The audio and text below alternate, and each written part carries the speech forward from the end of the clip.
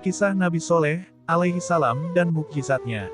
Di daerah Hijr yang terletak antara Hizai dan Syam, di mana tempat tersebut sekarang disebut Madain Solih, ada sebuah kabilah yang tinggal, namanya kabilah Samud. Nenek moyang mereka nasabnya sampai kepada Sam bin Nuh. Kehidupan mereka makmur, mereka memahat gunung dan menjadikannya sebagai rumah. Mereka menempati rumah itu di musim dingin untuk melindungi mereka dari hujan dan angin kencang. Mereka juga membuat istana pada tanah-tanah yang datar yang mereka tempati di musim panas. Allah Subhanahu wa Ta'ala mengaruniakan kepada mereka nikmat yang begitu banyak. Dia memberikan kepada mereka tanah yang subur, air tawar yang melimpah, kebun-kebun yang banyak, tanaman-tanaman, dan buah-buahan. Akan tetapi mereka membalas nikmat tersebut dengan sikap ingkar. Mereka kafir kepada Allah Subhanahu wa Ta'ala, dan tidak menyembahnya, yang mereka sembah malah patung dan menjadikannya sebagai sekutu bagi Allah. Kepada patung-patung itu, mereka berdoa, mempersembahkan korban, dan memberikan sikap tadaru, perendahan diri, kepadanya. Maka Allah ingin memberi mereka hidayah dengan mengutus seorang nabi di antara mereka, yaitu Nabi Soleh, alaihi salam. Ia adalah seorang yang mulia, bertakwa dan dicintai di kalangan mereka. Mulailah Nabi Soleh, alaihi salam mengajak mereka beribadah kepada Allah Subhanahu wa Ta'ala dan meninggalkan menyembah patung-patung. Ia berkata kepada mereka, "Wahai kaumku, sembahlah Allah, sekali-kali tidak ada Tuhan yang berhak disembah bagimu selain Dia." Al-A'raf ayat 73. Tetapi kaumnya malah mengatakan, "Wahai Soleh, sesungguhnya kamu sebelum ini adalah seorang di antara kami yang kami harapkan. Apakah kamu melarang kami untuk menyembah apa yang disembah oleh bapak-bapak kami? Dan sesungguhnya kami betul-betul dalam keraguan yang menggelisahkan terhadap agama yang kamu serukan kepada kami." Quran Surat Hud ayat 62-63. Meskipun begitu, Nabi Soleh, alaihi salam tidak membalas ejekan mereka dan tetap terus mendakwahi mereka. Beliau mengingatkan mereka dengan peristiwa yang menimpa umat-umat sebelum mereka berupa pembinasaan yang disebabkan kekafiran dan sikap keras mereka. Beliau berkata, "Dan ingatlah olehmu di waktu Allah menjadikan kamu pengganti-pengganti, yang berkuasa setelah kaum Ad dan memberikan tempat bagimu di bumi. Kamu dirikan istana-istana di tanah-tanahnya yang datar dan kamu pahat gunung-gunungnya untuk dijadikan rumah.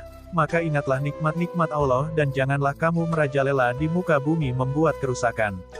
Quran Surat Al-A'raf ayat 74. Nabi Soleh, alaihi salam juga mengingatkan nikmat-nikmat Allah kepada mereka. "Apakah kamu akan dibiarkan tinggal di sini, di negeri kamu ini, dengan aman, di dalam kebun-kebun serta mata air, dan tanam-tanaman dan pohon-pohon kurma yang mayangnya lembut, dan kamu pahat sebagian dari gunung-gunung untuk dijadikan rumah-rumah dengan rajin? Maka bertakwalah kepada Allah dan taatlah kepadaku, dan janganlah kamu menaati perintah orang-orang yang melewati batas, yang membuat kerusakan di muka bumi dan tidak mengadakan perbaikan." Quran Surat Asy-Syu'ara ayat 146-152. Selanjutnya beliau menerangkan kepada mereka jalan yang lurus, yaitu hanya beribadah kepada Allah, dan bahwa sekiranya mereka mau meminta ampun dan bertaubat kepada Allah, niscaya Allah akan mengampuni dan menerima taubat mereka. Beliau berkata, "Wahai kaumku, sembahlah Allah, sekali-kali tidak ada bagimu Tuhan yang berhak disembah selain Dia. Dia telah menciptakan kamu dari bumi dan menjadikan kamu pemakmurnya. Karena itu mohonlah ampunannya, kemudian bertaubatlah kepadanya, sesungguhnya Tuhanku sangat dekat rahmatnya lagi memperkenankan doa hambanya." Quran Surat Hud ayat 61. Maka berimanlah segolongan kaumnya yang fakir, sedangkan golongan yang kaya tetap kafir dan bersikap sombong sambil mendustakan. Mereka berkata, "Bagaimana kita akan mengikuti seorang manusia biasa di antara kita? Sesungguhnya kalau kita begitu kita benar-benar berada dalam keadaan sesat dan gila. Apakah wahyu itu diturunkan kepadanya di antara kita? Sebenarnya dia adalah seorang yang sangat pendusta lagi sombong." Quran Surat Al-Qamar ayat 24-25. Ketika itu pemuka-pemuka yang menyombongkan diri di antara kaumnya berkata kepada orang-orang yang dianggap lemah yang telah beriman di antara mereka, "Tahukah kamu bahwa Salih diutus menjadi rasul oleh Tuhannya?" Maka golongan yang beriman tetap percaya dengan apa yang dibawa Nabi Soleh. Mereka berkata, "Sesungguhnya kami beriman kepada wahyu, yang Salih diutus untuk menyampaikannya." Quran Surat Al-A'raf ayat 75. Sedangkan orang-orang kafir tetap di atas kesesatannya dan dengan tegas mereka berkata, "Sesungguhnya kami adalah orang yang tidak percaya kepada apa yang kamu imani itu." Quran Surat Al-A'raf ayat 76. Ketika Nabi Soleh melihat mereka tetap berada di atas kekafiran dan kesesatannya, maka ia berkata, "Wahai kaumku, bagaimana pikiranmu jika aku mempunyai bukti yang nyata dari Tuhanku dan diberinya aku rahmat kenabian darinya, maka siapakah yang akan menolong aku dari azab Allah jika aku mendurhakainya? Maka kamu hanya menambah kerugian kepadaku." Quran Surat Hud ayat 63. Nabi Soleh ketika itu berdakwah kepada kaumnya dengan akhlak dan adab yang mulia. Beliau berdakwah kepada mereka dengan hikmah, nasihat yang baik, dan terkadang dengan berdebat pada saat dibutuhkan berdebat untuk menguatkan bahwa beribadah kepada Allah itulah yang benar dan merupakan jalan yang lurus. Akan tetapi kaumnya tetap saja berada di atas kekafiran, bahkan mereka sampai membuat makar untuk Nabi Soleh, alaihi salam agar manusia tidak ada yang beriman. Pernah suatu hari Nabi Soleh mengajak mereka beribadah kepada Allah dan menerangkan nikmat-nikmat Allah yang besar, dan bahwa nikmat tersebut harus disyukuri dan diingat, tetapi mereka malah mengatakan kepadanya, "Kamu tidak lain hanya seorang manusia seperti kami, maka datangkanlah sesuatu mukjizat, jika kamu memang termasuk orang-orang yang benar." Quran Surat Asy-Syu'ara ayat 54. Maka Nabi Soleh menanyakan kepada mereka mukjizat yang mereka inginkan, lalu mereka menunjukkan kepada sebuah batu besar yang berada di samping mereka, agar dari batu tersebut keluar onta yang bunting dan mereka sebutkan pula sifat-sifat onta yang mereka inginkan agar Soleh tidak mampu mewujudkannya. Lalu Nabi Soleh berkata kepada mereka, "Bagaimana menurut kalian jika aku memenuhi permintaan kalian? Apakah kalian mau beriman kepadaku, membenarkanku, dan beribadah kepada Allah yang telah menciptakan kalian?"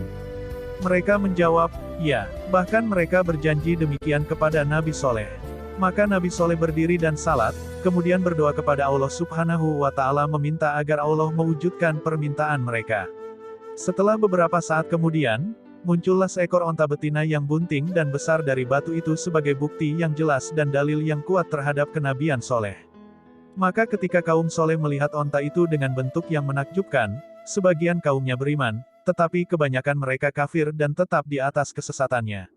Selanjutnya Allah Subhanahu wa Ta'ala mewahyukan kepada Soleh agar memerintahkan kaumnya tidak menyakiti onta itu, maka Soleh berkata kepada kaumnya, "Sesungguhnya telah datang bukti yang nyata kepadamu dari Tuhanmu.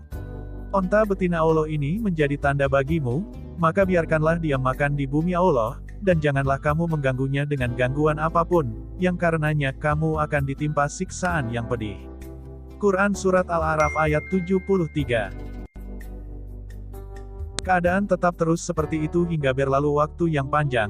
Ketika itu onta tersebut meminum air sumur pada hari tertentu, sedangkan mereka meminum air sumur pada hari yang lain secara bergiliran, dan pada hari ketika onta meminum air sumur sedangkan mereka tidak, maka mereka memerah susunya, lalu onta itu mengeluarkan susu yang cukup buat mereka semua.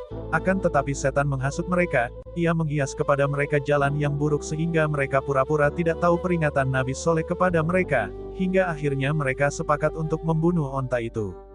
Saat itu, jumlah orang yang sepakat untuk membunuhnya 9 orang sebagaimana difirmankan Allah Ta'ala di Surat An-Naml ayat 48.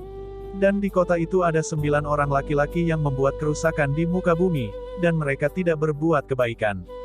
Quran Surat An-Naml ayat 48. Selanjutnya mereka bersepakat dengan kaum mereka yang lain untuk melaksanakan niat buruk itu. Saat itu, yang bertindak langsung untuk membunuhnya adalah orang yang paling celaka di antara mereka dan paling besar kerusakannya. Ada yang mengatakan bahwa namanya adalah Qudar bin Salif. Maka pada pagi hari, kaum Soleh berkumpul di suatu tempat yang luas menunggu kehadiran onta itu untuk mewujudkan niat jahat mereka itu. Tidak lama kemudian, onta yang besar itu pun lewat, lalu salah seorang di antara mereka maju dan memanahnya dengan panah yang tajam yang mengenai betisnya, sehingga onta itu jatuh ke tanah, maka Qudar bin Salif menusuknya dengan pedang hingga onta itu pun mati. Ketika itu Nabi Soleh, alaihi salam mengetahui perbuatan yang dilakukan kaumnya itu yang ditambah dengan sikap mengejek beliau dan mengolok-oloknya dengan berkata, "Wahai Soleh, datangkanlah apa yang kamu ancamkan itu kepada kami, jika betul kamu termasuk orang-orang yang diutus Allah." Quran Surat Al-A'raf ayat 77. Maka Allah mewahyukan kepadanya bahwa azab akan turun menimpa kaumnya setelah berlalu 3 hari. Solih pun berkata kepada kaumnya, "Bersukarialah kamu sekalian di rumahmu selama 3 hari, itu adalah janji yang tidak dapat didustakan." Quran Surat Hud ayat 65. Meskipun mereka sudah diancam, tetapi mereka malah mendustakannya bahkan mengejek beliau. Maka ketika malam harinya segolongan orang-orang kafir dari kaum Soleh berkumpul, dan bermusyawarah untuk membunuh Nabi Soleh agar mereka dapat bebas darinya sebagaimana mereka dapat bebas dari onta itu. Hal ini sebagaimana yang difirmankan Allah Subhanahu wa Ta'ala. Mereka berkata, "Bersumpahlah kamu dengan nama Allah, bahwa kita sungguh-sungguh akan menyerangnya dengan tiba-tiba beserta keluarganya di malam hari. Kemudian kita katakan kepada ahli warisnya bahwa kita tidak menyaksikan kematian keluarganya itu, dan sesungguhnya kita adalah orang-orang yang benar, dan mereka merencanakan makar dengan sungguh-sungguh dan kami merencanakan makar pula, sedang mereka tidak menyadari." Quran Surat An-Naml ayat 49-50. Akan tetapi Allah Subhanahu wa Ta'ala menyegerakan azab untuk 9 orang itu. Dia mengirimkan kepada mereka batu besar dan membinasakan mereka. Selanjutnya setelah berlalu 3 hari, maka orang-orang kafir keluar pada pagi hari dari hari ketiga sambil menunggu benarkah azab dan siksaan akan menimpa mereka. Maka tidak beberapa lama datanglah suatu suara keras yang mengguntur dari langit dan goncangan bumi yang keras dari bawah mereka, sehingga nyawa mereka melayang, lalu mereka mati bergelimpangan di rumahnya, seolah-olah mereka belum pernah berdiam di tempat itu. Allah Ta'ala berfirman, maka itulah rumah-rumah mereka dalam keadaan runtuh disebabkan kezaliman mereka. Sesungguhnya pada yang demikian itu, terdapat pelajaran bagi kaum yang mengetahui, dan telah kami selamatkan orang-orang yang beriman dan mereka itu selalu bertakwa. Quran Surat An-Naml ayat 52-53. Demikianlah Allah mengazab kaum soleh karena kekafiran dan sikap keras kepala mereka, dan karena mereka berani membunuh onta Allah itu serta mengolok-olok nabinya dan tidak beriman kepadanya. Maka setelah pembinasaan itu, Nabi Soleh dan kaumnya yang beriman berdiri memperhatikan mereka. Soleh berkata, "Wahai kaumku, sesungguhnya aku telah menyampaikan kepadamu amanat Tuhanku, dan aku telah memberi nasihat kepadamu, tetapi kamu tidak menyukai orang-orang yang memberi nasihat." Quran Surat Al-A'raf ayat 79.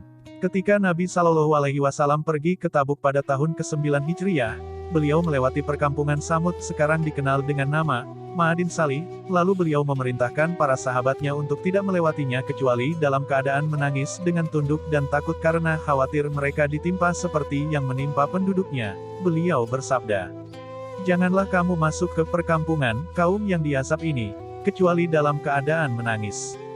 Jika tidak bisa menangis, maka janganlah memasukinya agar tidak menimpa kamu apa yang menimpa mereka." Hadis riwayat Bukhari dan Muslim. Beliau juga memerintahkan mereka agar tidak meminum airnya. Selesai dengan pertolongan Allah dan taufiknya. Wassallallahu ala nabiyyina Muhammad wa ala alihi wasahbihi wasalam.